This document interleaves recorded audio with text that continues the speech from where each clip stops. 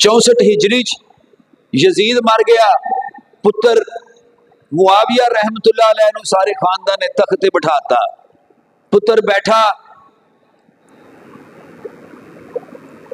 उन्हें महसूस किया कि बड़ा औखा काम है।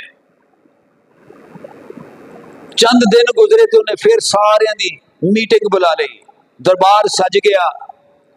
मुआविया रहमतुल्लाह अलैह आया, आके तख्त ते बैठा। उन्हें आख्या कि पूरे खानदान वाले, पूरे अहले दरबार, मेरा बाप दुनिया तो चला गया ते तुसा मैनू अपना खलीफा बना लिया। मैं देखिया सारा कुछ होंदियां जवानी तक पहुंचदियां, मैनू ये तख्त नहीं चाहिए। इस तख्त चों मैनू खूने हुसैन दी बू आंदी है। इस तख्त चों मैनू सुहाबा रिजवान अल्लाह ताला अलैहिम अजमाइन दियां आवाज़ां आंदियां ने। इस तख्त चों मैनू सेने काबा च उठदा धुआं नजर आंदा है। मैं नहीं समझदा कि मैं इस तख्त दे काबिल हाँ।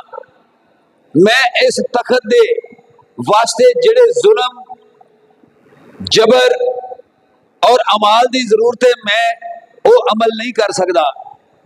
इस वास्ते मैं अपनी खुशी दे नाल तुहाडे कोलों अपनी बैत उठा रहा।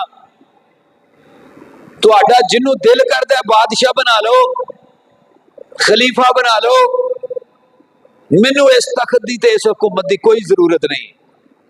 मुआविया रहमतुल्लाह अलैह उठे और अपने कमरे च चले गए। ऐसा दिल नू लाया कि कहंदे ने जिंदा उस कमरे चों बाहर नहीं आया।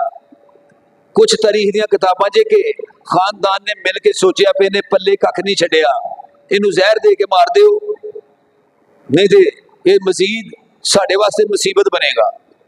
जहर देता।